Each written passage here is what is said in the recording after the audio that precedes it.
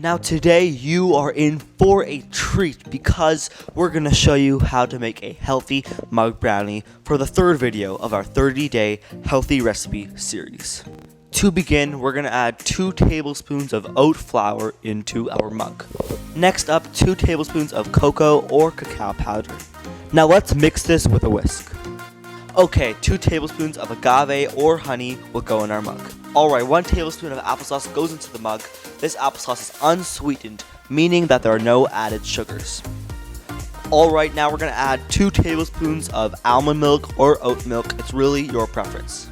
Alright, while we're mixing this up, please feel free to hit the subscribe button so that we can hit our summer goal of 500 subscribers. Now this will be one delicious brownie. Alright, now let's sprinkle in 2 tablespoons of dark chocolate chips. And of course, let's give it a mix. Alright, now we're going to put our mug brownie in the microwave for 1 minute and 15 seconds. And that is pretty much it. That is one heck of a mug brownie, and it's a healthier variation. We hope you enjoy.